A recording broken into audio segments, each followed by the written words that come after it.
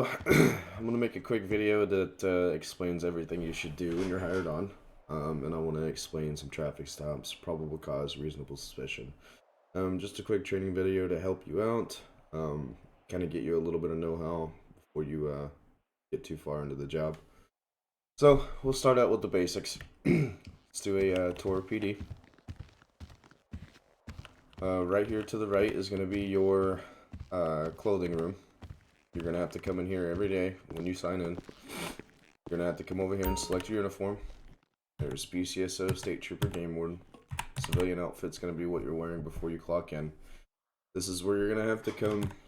You select your uniform. If you do not do that, you won't have access to the private radio station. You do that... I guess, well, I don't have a radio right now, but anyway, before you clock in, you have to always put your uniform on. Alright. Over here is going to be the captain's office. The only time you should be in there is when you're being hired on or in trouble. Work our way back here behind the captain's office. This door here is going to lead to the evidence room. CSI labs, which is right here, straight in front of me. If you collect a blood sample, shell casing, or fingerprint, you're going to bring it in this room. There should be a thing somewhere. It's over here in the corner. Well, anyway, there's a thing somewhere where you flex your E and it deposits that evidence. Alright, over here is the armory.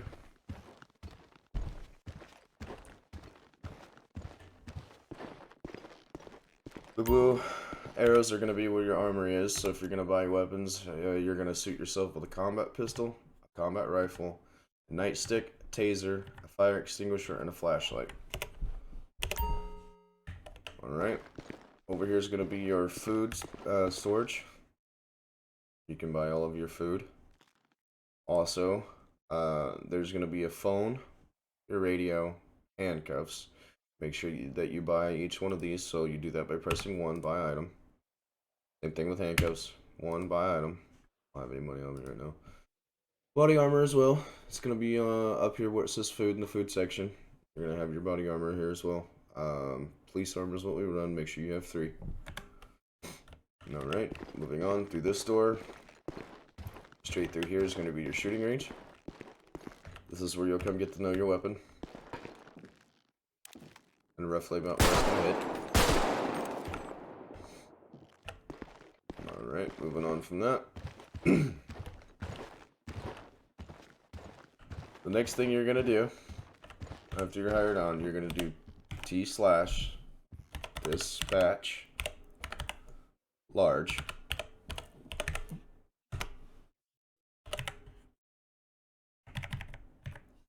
Help if I knew how to spell large. Alright. See this little wrench up here on the top left hand side? You're going to click this wrench. Your status is going to be available. Auto delete is the amount of time that the calls stay up in your eyes, so you could even set that up to 10 minutes if you wanted. If you want to see those prior calls, it helps with say tag numbers or anything like that. You're going to update your call sign to the badge number you're given. So if you're state unit, you're going to be state, and then minus sign, and then your badge number. If you're going to be BCSO, I think it's SO1, SO2, SO3, LSPD. I don't know what theirs is. You're going to set yourself in a car, an assigned vehicle. This call sign will be visible to all the dispatch users, so everybody can see you on the map. You're going to toggle dispatcher mode on. Now, this is important that you turn it on, or you're not going to get any calls, okay? Alright, save changes. Go ahead and escape out of that. So now you'll notice there's a UI on your left-hand side of the screen. So when you get a call for a shots fired or anything else like that, or any type of call really, it's going to pop up over here on your left-hand side, okay? Yeah, it's going to pop up on your left-hand side, so a call will come through. For instance, T/911, help. Alright, notice that there is a call there. You're going to hit your G. Notice that the little red thing popped up. That shows you how many units are responding to that said call. It's going to give you a location. If you flex your G, if you're in a vehicle or even on foot, it's going to mark it automatically for you, so you don't have to look at the map and find it. Alright. 911 calls are also going to show up as a shield. Okay. Moving on from that, if you ever find yourself in a bind and you need immediate help and you can't get to your radio or you're down or something, T/panic. It's going to set out a panic to all units. Everybody's going to see this and it's going to stay up for a good solid 2 to 3 minutes. It automatically updates your location as you move as well. Alright, moving on from there. Downstairs is going to be the vehicle shop. Also, yep. There's your vehicle shop in there. I'll talk more about that in a second. Let's run you down to the jail cells, show you how to use them. When you arrest somebody and you bring them down here, you're going to bring them through these double doors. Unlock the gate. Also, here's, while I'm standing here, here's going to be your mug shot, so make sure you get a good photo of them. Alright. And you're going to come through here and you're going to select a jail cell to put them in. We usually don't use the larger ones unless there's more than one person, or these are full. That's never happened, so. Extra G to open the door, put them in there and cuff them. Alright. So, your citizen interaction menu is going to be your F6. Alright, this is how you're going to get somebody's ID. You search person, search their bag. Don't use the revive player. GSR test is gunshot residue. This is also how you're going to hard cuff people to where they can't move. Soft cuff is where they can walk around and uncuff hard cuffs. Escort's how you're going to grab them by the arm, move them in. Put them in vehicles, how you're going to put them in the back of your car. Drag out of vehicles, how you're going to pull them out. Fine amount is... well, there's nobody standing here, but per se, if somebody was standing in front of me and I clicked fine, it would pull up a list of fines. All you would do is select what they've done. So if it's Grand Theft Auto, you're going to go find Grand Theft Auto, select it, and it's going to automatically bill them for that fine. Community service. It sends them off to Legion Square Park. They usually sweep or something like that. That works off their community service. So just be mindful of how many months of community service you send them to. Manage unpaid bills. There's nobody there, but that basically, if you were to hit that when you're next to someone, it would tell you if they haven't paid their fines or not. Manage a license is how you revoke people's driver's license or gun license, anything like that. That pretty well covers that one. Oh, sorry. No, it doesn't either. Alright, vehicle interaction is how you're going to enter a tag number. Alright, so say the car is right here and you're reading off the tag, you would enter it here and then submit. It would tell you who owns said vehicle. That's how you do plate checks. Object spawner, this is going to be a traffic cone. A barrier is going to be a wooden barrier. Spike strips are spike strips. Training prop do not use, and polo prop we do not use. Jail menu. When you jail someone, you're going to click jail someone. There's no players nearby, but if someone was, what you would do is you would add it would say add time. You edit that. The minimum time right now is 200 months because we have a really awesome jail script. Once you edit your jail time, you will go down to reason. So be detailed when it comes to editing the reason, because it shows up in the MDW, or no, I'm sorry. It shows up on the top left-hand side of your screen of what you sent them to jail for.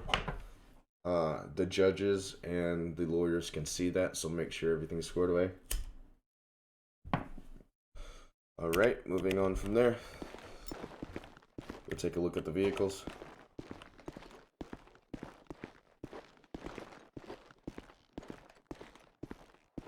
Now, vehicle-wise, newer troopers, I would like you guys to drive the Crown Victoria, which would be the 2011 Liberty. I'm not sure what BCSO wants to run. I'm not sure what LSPD would like you guys to run as well. Alright, so coming over here next to this pillar closest to the wall is going to be your vehicles. Flex your E, vehicle spawner. You're going to go find a vehicle that you want to drive. For instance, I'm just going to do... let's just do the Taurus real quick. Alright, if it doesn't spawn at first, give it a second, it will. Alright, this back gate's gonna be locked. Just walk up and unlock it, leave it unlocked. No point in locking it. Alright, so you're maybe thinking to yourself, well, I'm a state trooper, why do I have a sheriff's car? No, I'll show you how to get rid of that.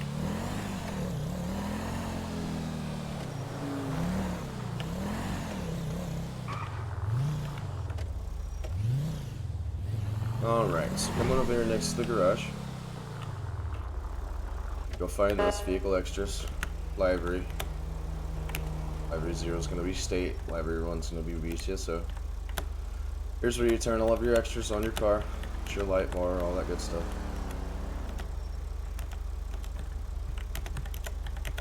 It's personal preference as to what you want to put on your car. Q is going to be your lights. Alt's going to be your siren. While you have your siren on, if you do your scroll on your mouse wheel, changes between your different sirens. Alright. Down here in the garage where you pulled your car from, if you pull in, go to the far left, Sector A, Pillar A. There's going to be a place to personalize your vehicle. Cosmetics. It's just where you make the car yours, pretty much. You can change your wheels, your trunk, and window tint. Upgrades is where you're going to put armor, brakes, engine, suspension, transmission, and turbo upgrades on. Alright. Radar. Radar is going to be your F5. Once you press that, you're going to toggle display. Notice your UI comes up. Yours will be different because you'll have to select the size and where you want it. You can move these around to wherever. Keep mine over here so it's not in the way over there. Alright, plate reader. Toggle plate reader on. Close. Hold the green, or press the green power button. Notice that it comes on. You're gonna hold X-Mit. X-Mit. Same. Same. Okay? So now your radar is gonna be active. Press escape. Alright. So your radar is now up.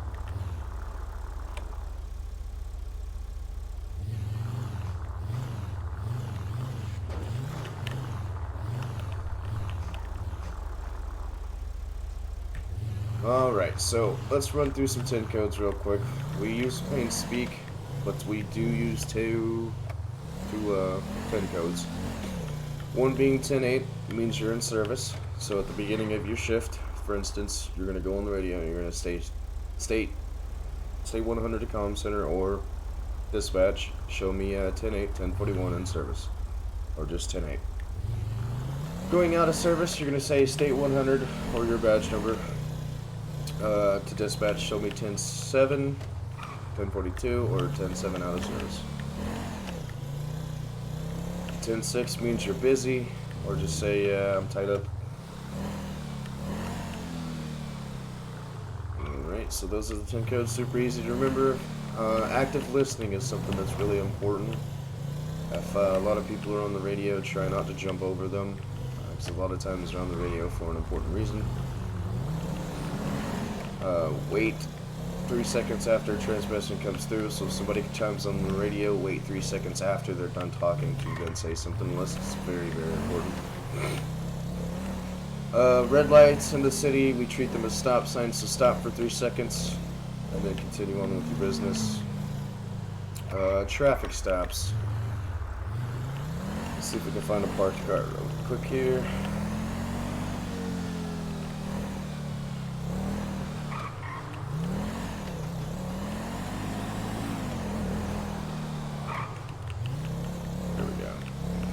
Make a traffic stop on a vehicle. You're going to pull your car in like this at an angle. The reason why you do this is because if they get out shooting, you'll have cover. Alright? Another reason we do this, to block traffic so that said vehicle doesn't get hit. When you exit your vehicle, you're going to step to the rear of yours.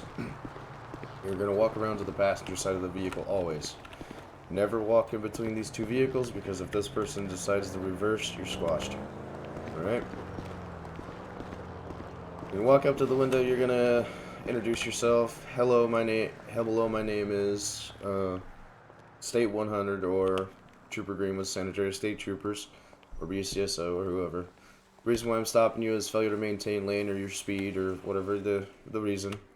You're going to ask them for their driver's license and proof of insurance. They're going to say, okay, here it is, sir. You're going to go through your F6, citizen interaction, ID card, okay?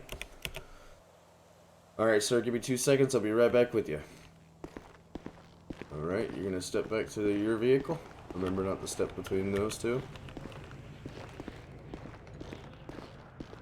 I forgot a step. First thing you're going to do is get on the radio. So, State 100 to dispatch, show me in a traffic stop facing north or southbound Strawberry Avenue.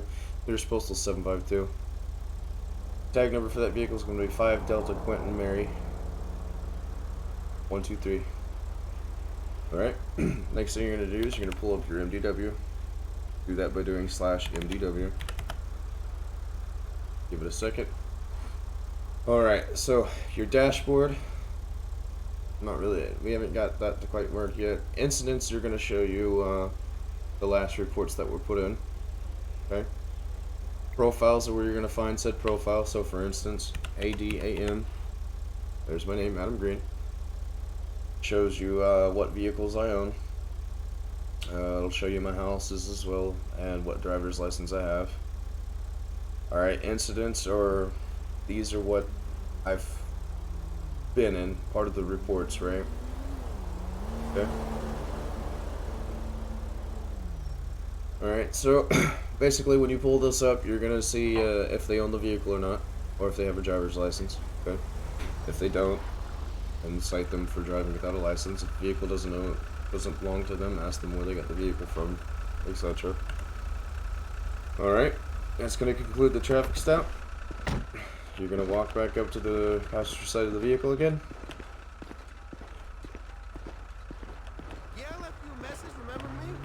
My watch was a go? Alright, sir, here's your driver's license back. Do me a favor, slow it down I'm for me, saying you alright? never hollered back, girl. Just like that. Yeah, okay, guess that was a bad joke. Just step back to the rear of your vehicle. But can I just take you out, though? Sumac, get in. Joe, you on? Start your lights. Alright, that's how you conduct a traffic stop. Alright, moving on from that. Probable cause. There's some videos attached in the PD training section. I advise that you do watch them. It explains better in detail between the difference of probable cause and reasonable suspicion. Alright? So, probable cause, basically, to dumb it down, is I witnessed you do something, right? So, speeding, talking on your cell phone while driving, texting and driving, or I witnessed you commit a crime whatsoever. Alright? Reasonable suspicion means I have the right to believe that you may have done something. So if I walk up to you and start questioning you, I have reasonable suspicion to do so, right? Probable cause would be if I were to search you or something like that, right? It's almost like, so probable cause is almost like I definitely have proof or witnessed you do it. Reasonable suspicion, like I said, is, well, I have reason to believe that you may have done something, or so-and-so Jack told me that he witnessed you break into his car, per se. But like I said, in the PD training section, there is 2 videos that better explain that by IRL lawyers and attorneys. That pretty much sums it up. Yeah. We're going to be on radio channel 1. So if I had a radio, I'd pull up my radio. You do that by, you're going to want to put your radio in one of these slots. So this is slot number 1, slot number 2, slot number 3, number 4, or 5, number 6. I keep my rifle in number 6, pistol in number 1, taser number 2, handcuffs number 3. I usually keep my flashlight number 4, and I keep my radio number 5. So what I'll do is I'll hit my number 5 where my radio is. My radio will then come up. You will press enter, backspace. You'll change the number to 1. Then you'll press enter again, and then you'll flex your E, and it will turn your radio on. Okay? You press the same number that you pulled the radio out with, that will then put your radio away. Alright? That's how you turn the radio on. And with that, concludes the beginner's training guide to any LEO. We appreciate you for being here, and have a good one.